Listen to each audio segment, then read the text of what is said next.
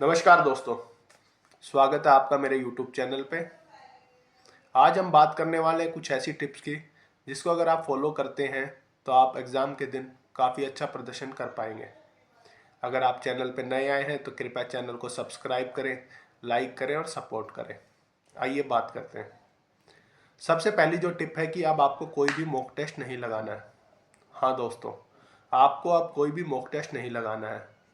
Last time में अगर हम कोई मॉक टेस्ट लगाते हैं और उस मॉक टेस्ट का लेवल हार्ड है तो हमारा स्कोर डेफिनेटली गिरेगा और वो स्कोर गिरने से हमारा मोटिवेशन लेवल भी गिरता है।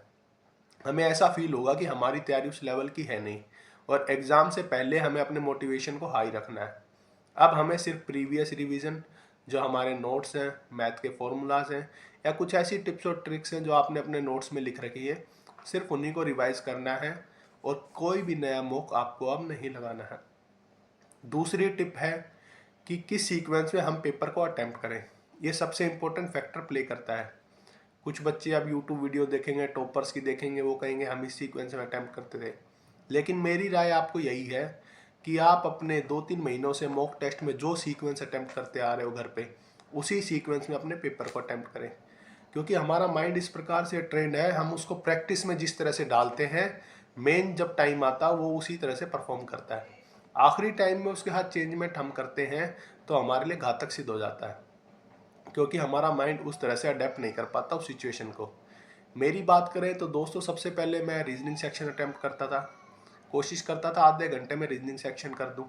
फिर 10 मिनट मुझे जीके के लिए लगती थी और 15 मिनट में मैं इंग्लिश कंप्लीट करता था। मेरा मेन टारगेट रहता था मैथ सेक्शन के लिए मैथ्स 1 घंटे से कुछ ना कुछ ज़्यादा समय अपने लिए बचाऊं, ताकि मैथ सेक्शन कंप्लीट के बाद कुछ मेरे पास टाइम बचा तो जो पहले मैंने क्वेश्चन स्किप किए मैं उन पर वापस आ सकूँ। तो दोस्तों, जो भी आपका सीक्वेंस है उसी हिसाब से आप अपना पेपर अटेम्प्ट करेंगे रियल। ये आपके लिए बहुत ही बेनिफिशियल होगा।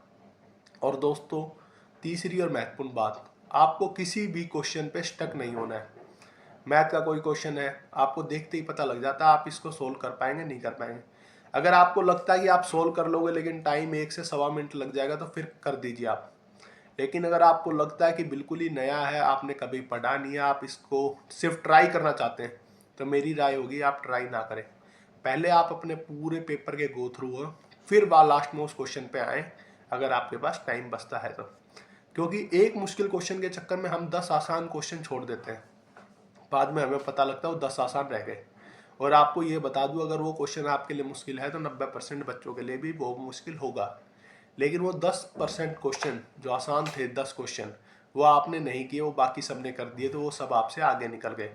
जहाँ एक एक नंबर का इंपॉर्टेंस है वहाँ आप नंबर लूज कर दोगे। तो मेरी यही राय है, आप किसी क्वेश्चन पे अटक के खड़े ना हो। तो आप उस क्वेश्चन को देखो। हर एक आदमी को पता होता है, मैं क्वेश्चन देखते कि मैं ये क्वेश्चन कर सकता हूँ नहीं कर सकता, क्योंकि उसकी तैयारी उस लेवल की हो चुकी होती है। दोस्तों, इसके बाद हम बात करते हैं एग्जाम सेंटर के बाहर कुछ बच्चे डिस्कशन बहुत करते हैं कि तेरी कैसी तैयारी है, मेरी तो इतने नंबर आ रहे हैं, तेरे इतने आ रहे हैं। ये सब चीज़ें हमें बेनिफिट नहीं करती, कहीं ना कहीं नुकसान ही करती हैं। कुछ बच्चे झूठ भी बोलते हैं, बाहर आके आपको कहेंगे मेरे तो 160-170 आए उस मैक में। फिर आप अंदर ही अंदर रियलाइज़ करोगे मेरे तो इस मॉक टेस्ट में 140 आए, यानी मेरा लेवल तो इससे बहुत कम है। यही चीज़ें जब आप एग्ज़ाम सेंटर के अंदर चले जाते हो, एग्ज़ाम देते टाइम भी बैक ऑफ द माइंड आपके दिमाग में घूमेंगी और ये चीज़ें आपकी परफॉर्मेंस को अफेक्ट करती हैं। तो दोस्तों, एग्ज़ाम सेंटर पे पहुंच के अपने कोशिश करो कि शांत रहो, ज़्यादा किसी से बातें मत करो, पेपर के बारे में कुछ ज़्यादा डिस्कशन मत करो, क्योंकि जो आपकी मेहनत है वो रंग लाएगी, इसमें कोई दो राय नहीं है। लेकिन ये बिना बात के डिस्कशन होते ही हमें डिस्टर्ब करते हैं। तो दोस्तों, आपको इन बातों का पूरा ध्यान रखना है। उसके बाद एक सबसे बेसिक चीज़ आती है, लेकिन फिर भी बच्चे इसमें गलती करते हैं। आपको एग्ज़ाम हॉल में एंट्री के लिए अपना एडमिट कार्ड, एक फ़ोटो आईडी, कोई भी आईडी जिस पे आपका फ़ोटो लगा वो, और 2 फोटोग्राफ, ये साथ में लेके जानी है। इसके बगैर आपको एंट्री नहीं दी जाएगी। ये बहुत कॉमन चीज़ें होती है, लेकिन फिर भी बच्चे नहीं लाते। बहुत बच्चे फिर लास्ट टाइम में एग्ज़ाम सेंटर के बाहर ढूंढते हैं कि कहीं से उनका एडमिट कार्ड निकल जाए, कहीं से फ़ोटो क्लिक हो जाए।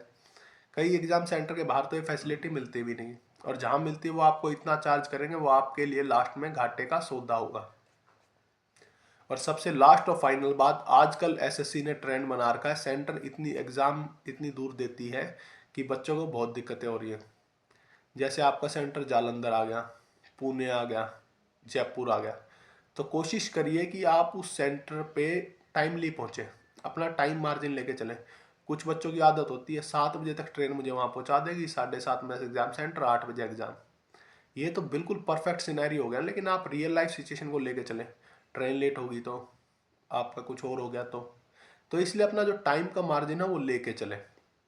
क्योंकि अगर आप एग्ज़ाम सेंटर में लेट हुए, आपको एंट्री नहीं मिली, तो आपकी पूरी साल भर की मेहनत सिर्फ खराब हो जाएगी। आप सिर्फ देखते रहेंगे और उसके बारे में आप कुछ नहीं कर सकते। तो धन्यवाद दोस्तों। अगर आपको वीडियो अच्छी लगी हो तो चैनल को सब्सक्राइब और लाइक ज़रूर करें, और आप सभी को एग्ज़ाम के लिए बेस्ट ऑफ लक। धन्यवाद।